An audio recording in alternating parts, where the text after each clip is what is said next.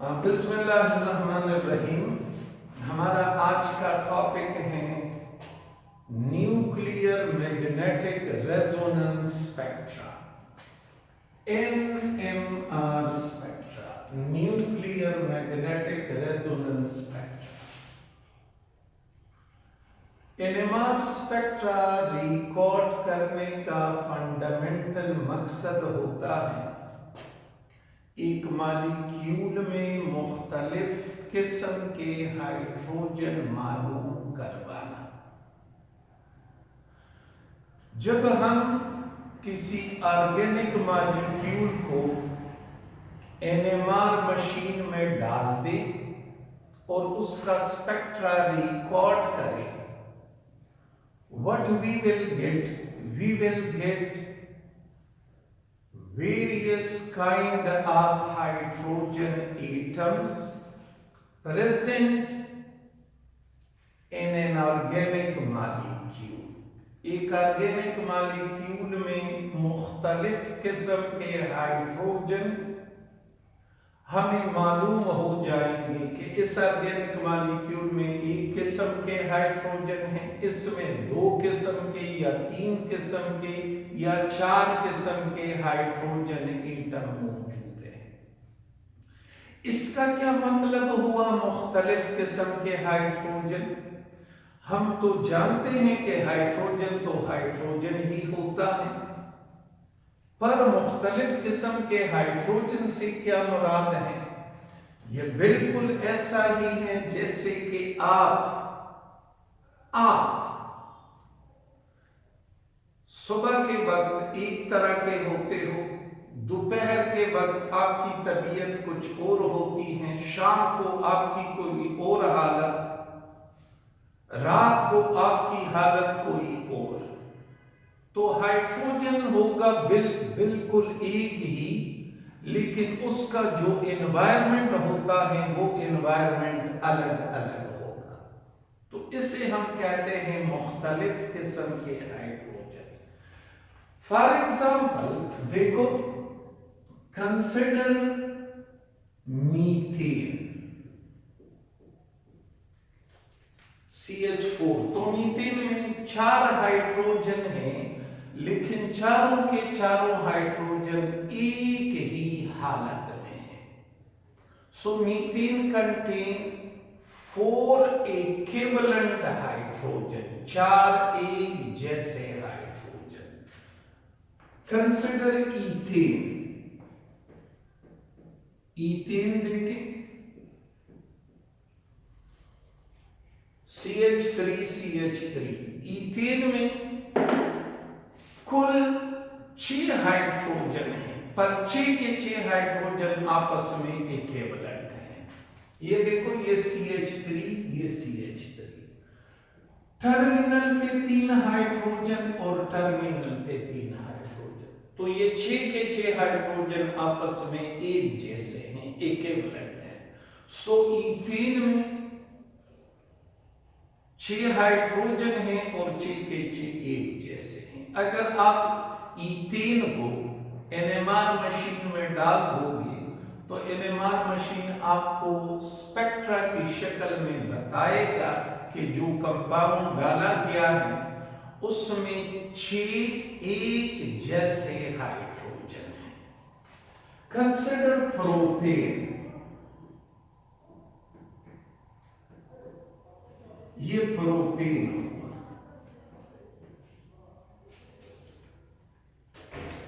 Propane में कुल 8 hydrogen हैं, 3 ये 6 और 2 ये 8। अब ये 8 हाइड्रोजन 2 किस्म के हैं, 2। ये 3 हाइड्रोजन और ये 3 हाइड्रोजन आपस में इक्विवेलेंट है, क्योंकि इनका माहौल एनवायरनमेंट एक जैसा है। ये CH3 वाले 3 हाइड्रोजन, ये CH3 वाले 3 हाइड्रोजन, तो ये तीनों के तीनों हाइड्रोजन, ये 3 और ये 3, ये आपस में एक जैसे हैं। ये CH2 वाले हाइड्रोजन हैं। अब इनके एनवायरनमेंट में और इनके एनवायरनमेंट में फर्क है। तो प्रोपेन में 2 किस्म के हाइड्रोजन हुए। कंसिडर ब्यूटेन,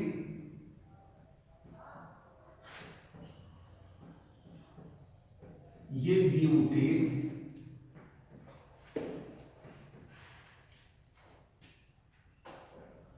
ब्यूटेन में 10 हाइड्रोजन है टोटल, पर ये 10 हाइड्रोजन 2 किस्म के हैं। ये CH3 वाले आपस में एक जैसे, ये और ये आपस में एक जैसे, और CH2 वाले आपस में एक जैसे। तो 6 हाइड्रोजन आपस में एक जैसे और 4 हाइड्रोजन आपस में एक जैसे। इस हाइड्रोजन का जो एनवायरनमेंट है और इसका जो एनवायरनमेंट है वो एक जैसा है, सेम एनवायरनमेंट है। ये एक जैसे माहौल में सांस ले रहे हैं। तो ब्यूटेन में टोटल हाइड्रोजन है 10, लेकिन ये 10 हाइड्रोजन 2 किस्म के हैं। 6 आपस में एक जैसे और 4 आपस में एक जैसे। तो ये पता हमें कौन देता है?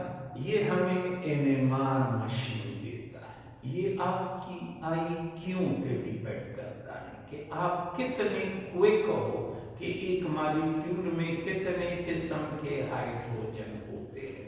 मैं अगर बेंजीन कंसिडर करूं, बेंजीन, तो बेंजीन में टोटल 6 हाइड्रोजन है,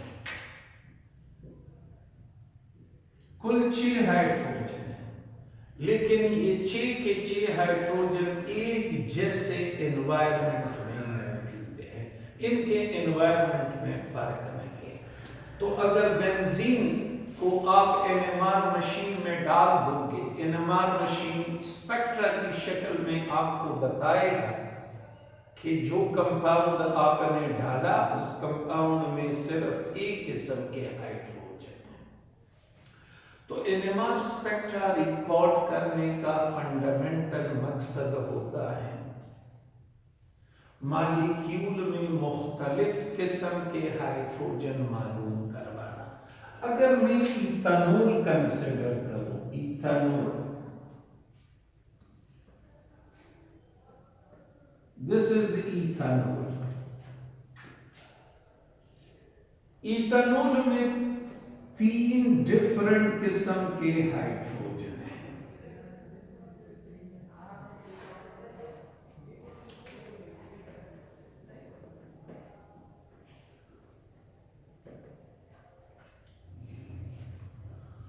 तो आप ऑर्गेनिक वो कैसे, ये देखो ये CH3 वाले हाइड्रोजन एनवायरनमेंट के लिहाज से इससे मुख्तलिफ हैं।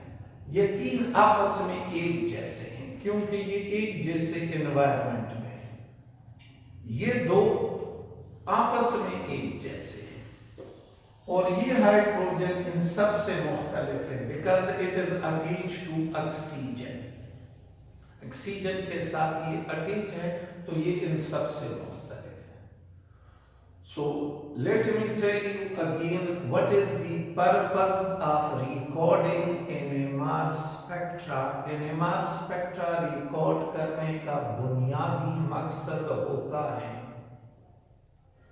एक ऑर्गेनिक मॉलिक्यूल में मुख्तलिफ किस्म के हाइड्रोजन मालूम करना, और फिर NMR स्पेक्ट्रा हमें हर किस्म के हाइड्रोजन की तादाद भी बताता है। NMR स्पेक्ट्रा आपको बताएगा, अगर मैं सपोज ये वाला कंपाउंड इथानॉल NMR मशीन में डाल दूं, इसका स्पेक्ट्रा रिकॉर्ड करूं, तो स्पेक्ट्रा को एनालाइज करने पे पता चलेगा कि इसमें 3 किस्म के हाइड्रोजन हैं और एक किस्म के हाइड्रोजन 3 हैं, दूसरे किस्म के हाइड्रोजन 2 हैं और तीसरे किस्म के हाइड्रोजन 1 है। तो मुख्तलिफ किस्म के हाइड्रोजन मालूम करवाना और हर किस्म के हाइड्रोजन की तादाद बताना, this is the fundamental purpose of recording NMR spectra.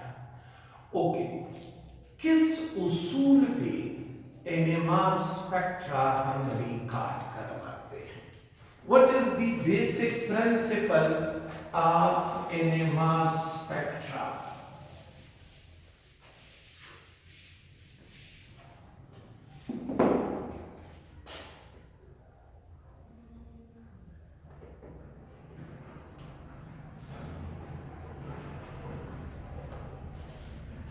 NMR spectra इस फैक्ट पे बेस्ड है कि सारे एटम के न्यूक्लियस मैग्नेटिक फील्ड में एक्टिव नहीं होते, जिंदा नहीं होते। सिर्फ मैग्नेटिक फील्ड में वो न्यूक्लियस एक्टिव होता है जिसमें ऑड नंबर ऑफ प्रोटॉन हो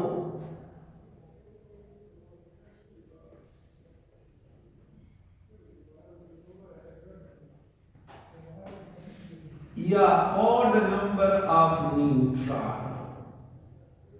तो न्यूट्रॉन को रहने दे, इस पे कंसंट्रेट करें।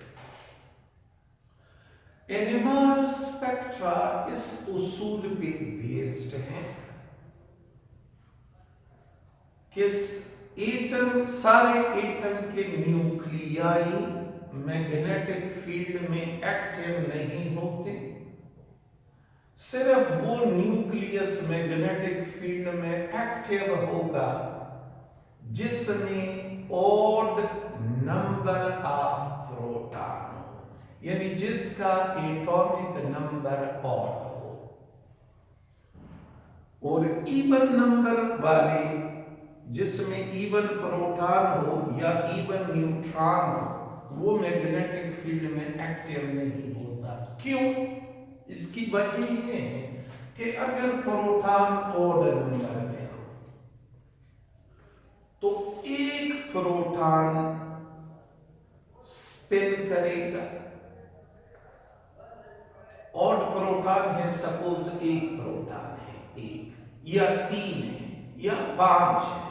चूंकि हम हाइड्रोजन की बात करते हैं, so we will consider hydrogen nucleus. तो हाइड्रोजन के न्यूक्लियस में एक प्रोटॉन होता है और न्यूक्लियस में प्रोटॉन स्पिन करता है बिल्कुल ऐसे ही जैसे कि इलेक्ट्रॉन ऑर्बिटल में स्पिन करता है।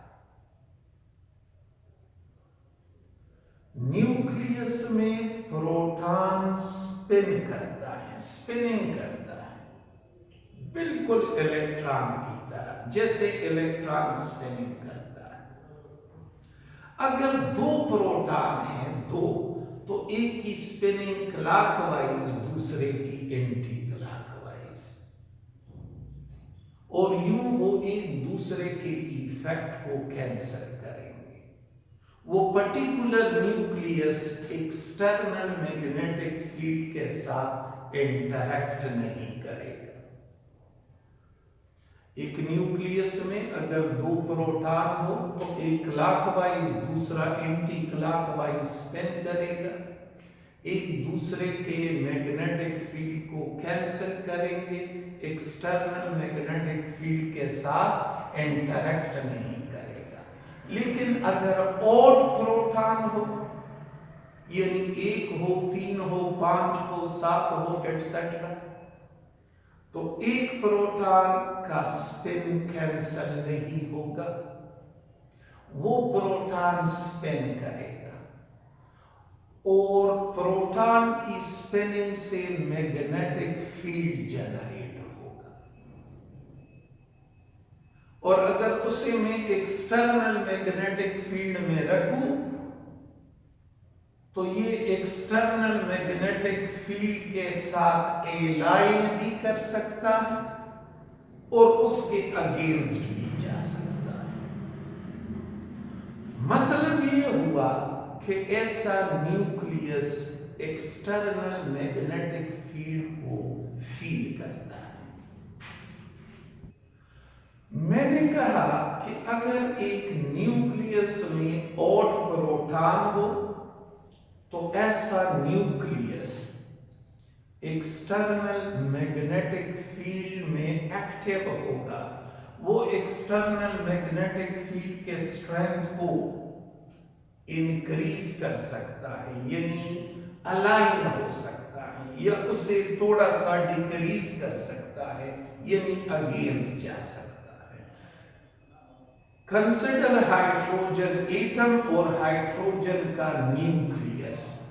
तो हाइड्रोजन का न्यूक्लियस एक सिंगल प्रोटॉन पे मुश्तमिल है, और फर्ज करें ये एक प्रोटॉन स्पिन कर रहा है एंटी क्लॉकवाइज।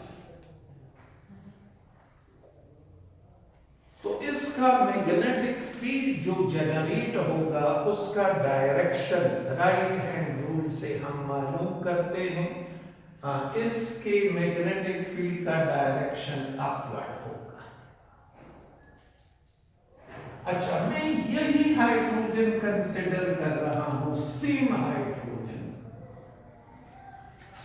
हाइड्रोजन का न्यूक्लियस। अगर कोई कहे कि ये एंटी क्लॉकवाइज नहीं क्लॉकवाइज स्पिनिंग कर रहा है, वेल एंड गुड, ये भी सही है।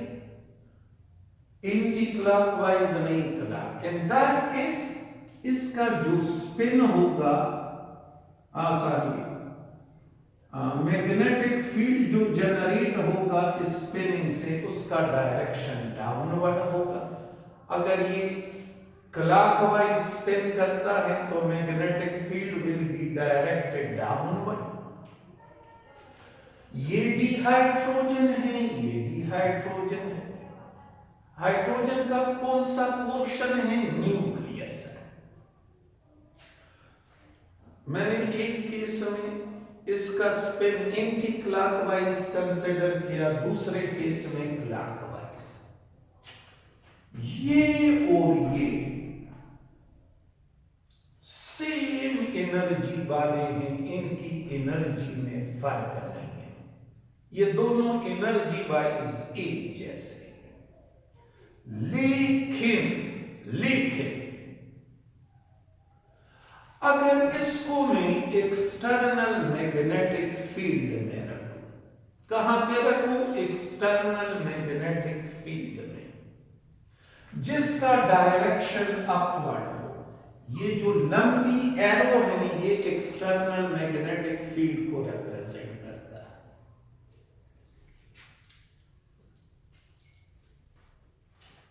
तो ये देखिए, इस न्यूक्लियस का मैग्नेटिक फील्ड और ये एक्सटर्नल मैग्नेटिक फील्ड, ये छोटी एरो इस न्यूक्लियस के मैग्नेटिक फील्ड को रिप्रेजेंट कर रहा है, और ये लंबी एरो एक्सटर्नल मैग्नेटिक फील्ड को रिप्रेजेंट कर रहा है।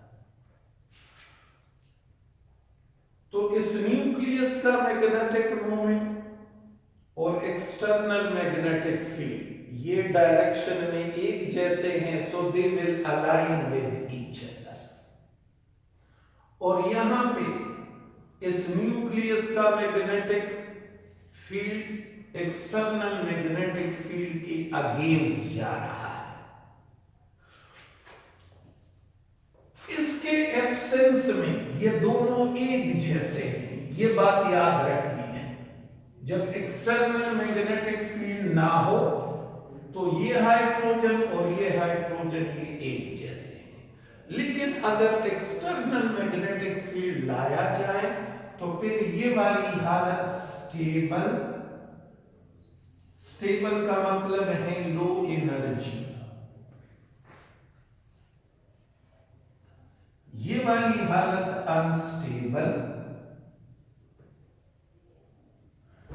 अनस्टेबल का मतलब है हाई एनर्जी।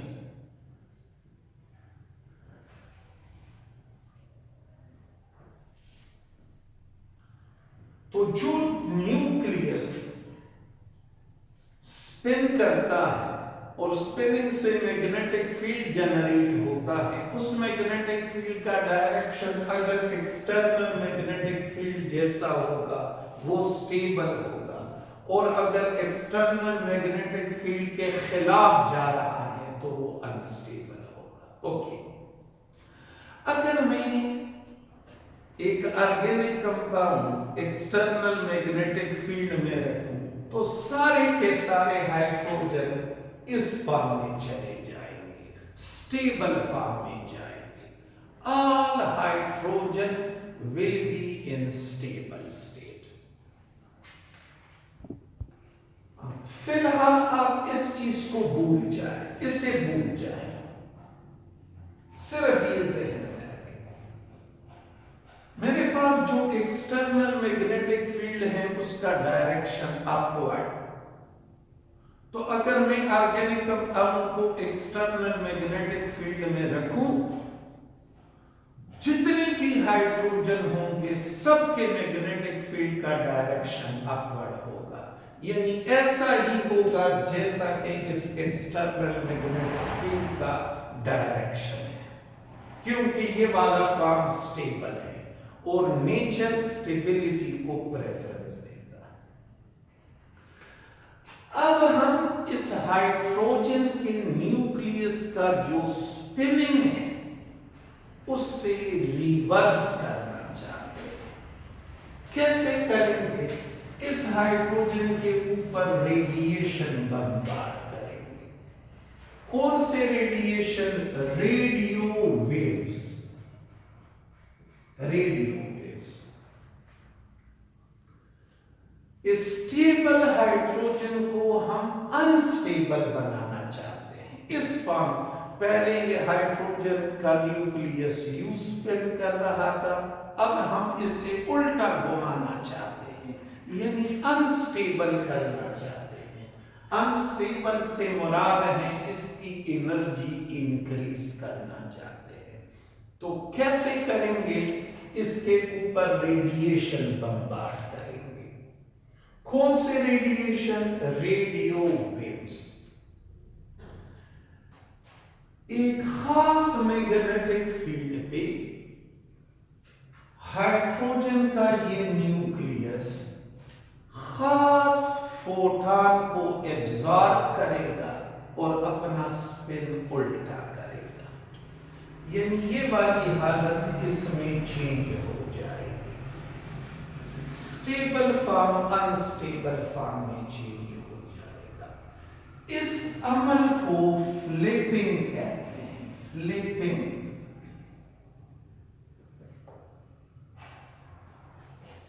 मैंने कहा जब हम शुरू में ऑर्गेनिक कंपाउंड को एक्सटर्नल मैग्नेटिक फील्ड में यानी एनएमआर मशीन में डालेंगे, सारे के सारे हाइड्रोजन स्टेबल फॉर्म में होंगे। स्टेबल फॉर्म से मुराद है उसके मैग्नेटिक फील्ड का magnitude direction external magnetic field जैसा होगा। लेकिन हम इन हाइड्रोजन को अब अनस्टेबल करना चाहते हैं, तो कैसे करेंगे? इसके ऊपर रेडिएशन बमबार्ड करेंगे। कौन से रेडिएशन? Radio wave.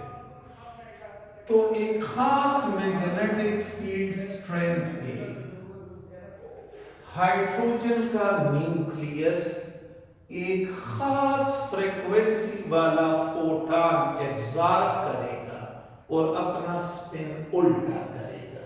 यानी ऐसे घूमने की बजाय वो ऐसे घूमेगा। इस अमल को कहते हैं फ्लिपिंग। फ्लिप करना यानी मुड़ जाना। फ्लिपिंग का मैग्नीट्यूड दो फैक्टर्स पे डिपेंड करता है। एक फैक्टर है strength of external magnetic field और दूसरा फैक्टर है frequency of the radio waves.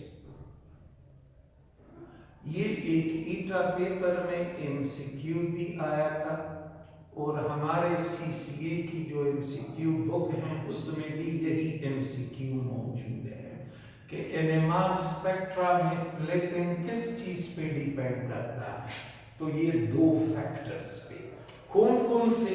एक है एक्सटर्नल मैग्नेटिक फील्ड का स्ट्रेंथ और दूसरा है frequency of the radio wave. तो जब भी कोई चीज दो वेरिएबल पे डिपेंड करे,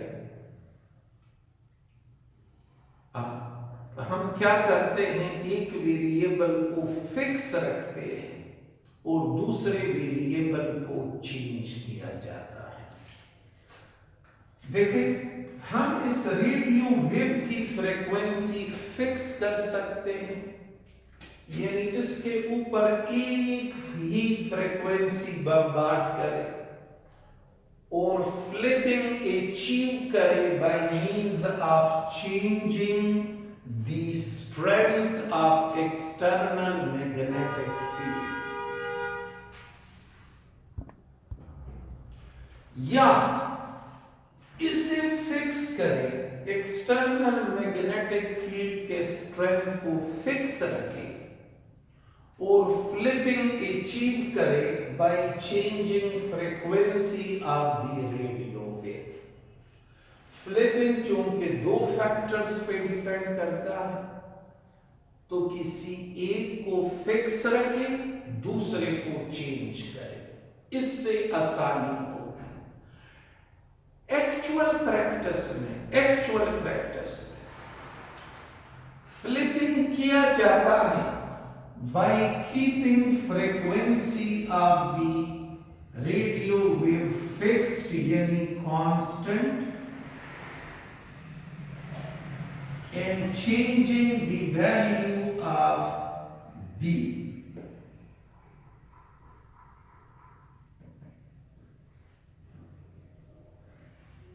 मॉडर्न एनएमआर मशीन में रेडियो वेव की फ्रीक्वेंसी फिक्स रखी जाती है और फ्लिपिंग अचीव किया जाता है by changing the strength of external magnetic field. तो ये देखिए,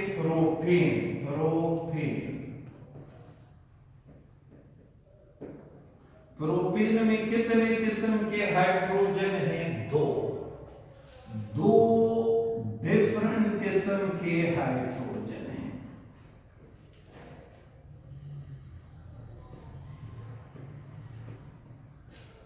ये जो 6 हाइड्रोजन हैं, ये एक मैग्नेटिक फील्ड पे फ्लिप कर जाएंगे तो एक सिग्नल बनेगा, जबकि ये 2 हाइड्रोजन किसी और मैग्नेटिक फील्ड पे फ्लिप कर जाएंगे। There will be 2 signal. 2 signal कैसे? ये 3 हाइड्रोजन और ये 3 हाइड्रोजन चूंकि आपस में एक जैसे हैं, जब एक जैसे हैं तो ये एक ही मैग्नेटिक फील्ड पे फ्लिप कर जाएंगे, और ये हाइड्रोजन इनसे मुख्तलिफ हैं, ये किसी और मैग्नेटिक फील्ड पे फ्लिप कर जाएंगे। यू स्पेक्ट्रा में हमें 2 लाइंस मिलेंगे, एक लाइन लंबी होगी और दूसरी लाइन छोटी होगी। ये जो लाइन की लंबाई है, ये हमें हाइड्रोजन की तादाद बताती है। 2 लाइंस बनेंगे, एक लाइन इन 6 हाइड्रोजन के लिए और दूसरी लाइन इन 2 हाइड्रोजन के लिए। ये 6 आपस में एक जैसे, तो ये एक जैसे मैग्नेटिक फील्ड पे फ्लिप कर जाएंगे। ये 2 आपस में एक जैसे, तो ये किसी और मैग्नेटिक फील्ड पे फ्लिप कर जाएंगे। यूं हमें 2 सिग्नल मिलेंगे। लेकिन 6 हाइड्रोजन चूंकि तादाद में ज्यादा है, इसकी लाइन लंबी होगी, और ये 2 हाइड्रोजन तादाद में इनसे कम है, तो इसकी लाइन छोटी होगी। तो लाइन की लंबाई जितनी ज्यादा होगी, समझो कि इस किस्म के हाइड्रोजन तादाद में ज्यादा है, और लाइन की लंबाई जितनी कम होगी, समझो कि इस किस्म के हाइड्रोजन तादाद में कम है। अच्छा, अगेन मैं आपको बताता चलूं कि फ्लिपिंग का मतलब है न्यूक्लियस की जो स्पिनिंग है उसका रिवर्स होना। इसका मैग्नीट्यूड दो फैक्टर पे डिपेंड करता है। One is strength of the external magnetic field and other is frequency of the radio wave. तो इन दोनों में किसी एक को फिक्स रखे, दूसरे को चेंज करे और फ्लिपिंग अचीव करे तो मुख्तलिफ किस्म के हाइड्रोजन मुख्तलिफ मैग्नेटिक फील्ड पे फ्लिप कर जाए।